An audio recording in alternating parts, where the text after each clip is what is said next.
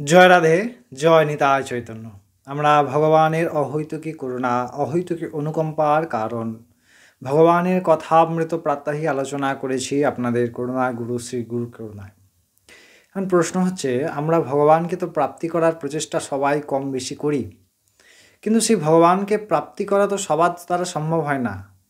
চলেন, ভগবান সাক্ষাৎ এই কথা বলেছেন গীতায়, যে কেউ অনেক লোক প্রচেষ্টা করেন, কিন্তু সেই প্রচেষ্টার মধ্যে যদি কয়েক কোটি প্রচেষ্টা করেন, তার মধ্যে হতে পারে 2 কি 3 জন ভগবৎ প্রাপ্ত হন বা ভগবৎ প্রাপ্তি করতে পারেন।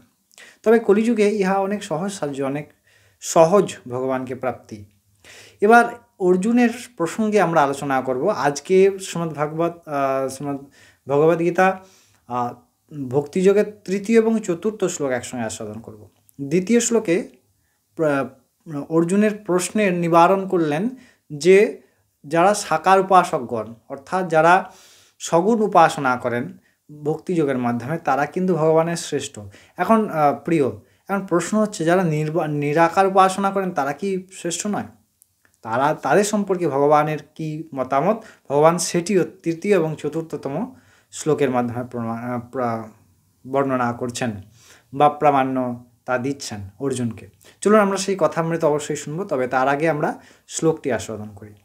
ভগবান বলছেন 3য় এবং 4র্থ শ্লোকে ভক্তিযোগে বলছেন যে তক্ষ্যারমা নির্দেশ্য মব্যক্তং পর্যুপাসতে সর্বত্রাগম চিন্তঞ্চ কূটস্থমচলং ধ্রুবম সন্নিয়ম্যান্দ্রাগ্রামং সর্বত্র সমবুদ্ধয়ঃ তে প্নপ্নুবন্তি মামেব সর্বভূতো হিতে রতাঃ।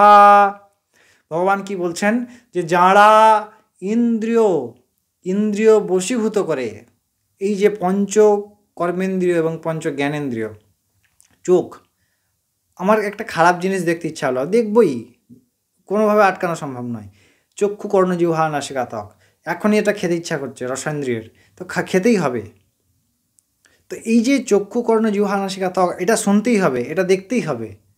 তো এই যে ইন্দ্রিয়, এই ইন্দ্রিয়গুলোকে কি সংযম করে অচিন্ত সর্বত্র পূর্ণতভাবে অবস্থিত হয়ে এবং অনির্দিষ্ট কূটস্থ এবং অচঞ্চলভাবে ভগবানের সন্নিবেশ করে এবং ধ্রুব অক্ষর পদ, অর্থাৎ একদম স্থির একদম সমস্ত ইন্দ্রিয়কে সংযম করে কঠিন তপস্যার দ্বারা কি করতে হবে, সমস্ত যে দেহের যে ভাব, তার জন্য প্রকৃতির যত ত্রিগুণা 3টি গুণের যে ইন্দ্রিয়ের যে চলাচল বৃত্তি, এই চলাচল বৃত্তিকে সম্পূর্ণভাবে নিরোধ করে ভগবানে একমাত্র, অর্থাৎ ওমকারে নিরাকারে ভগবানকে সমর্পিত হলে তখনই সেই প্রাণীমাত্রেরই ভগবান বলছেন কি না হিতকর সম্ভব হয়।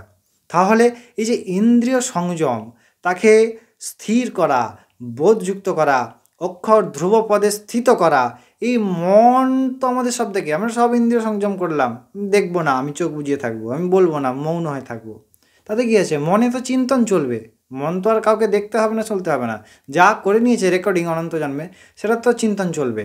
তবে এইটাই অত্যন্ত কঠিন। ভগবান তাই বলছেন, যিনি এইভাবে উপাসনা করতে পারেন সেই সমস্ত প্রাণীগণের ক্ষেত্রে পরম হিতকর এই মার্গ, বা সেই সমস্ত সমবুদ্ধি সম্পন্ন ব্যক্তিগণ কি বলছেন না আমাকে প্রাপ্ত হন, ভগবান বলছেন। তাই এটি সম্পর্কে ভগবান কিন্তু খুব গুরুত্বপূর্ণভাবে বললেন। এই যে এত প্রকার সংযম, বললেন না এটি আমার নয় বা এই মার্গ আমার দ্বারা আমাকে প্রাপ্ত করা যায় না, ভগবান বললেন এইভাবে যে উপাসনা করেন তার পক্ষে, সেই সমস্ত প্রাণীর পক্ষে আমাকে প্রাপ্ত করা অত্যন্ত সহজ, অত্যন্ত সুলভ। তবে এই যে পদ্ধতি অত্যন্ত কঠিন। তাই আমরা ভগবানের প্রতি আসক্ত চিত্তে কেবলমাত্র ভগবৎ শরণাগতিতেই ভগবৎ ভক্তি লাভ করতে পারি, ভগবৎ চরণ প্রাপ্তি করতে পারি। আপনারা অনেক ভালো থাকবেন, আনন্দিত থাকবেন। আমরা পরের দিন আবার পরবর্তী শ্লোক নিয়ে আস্বাদন করবো। তখন জয় রাধে, জয় নিতাই চৈতন্য।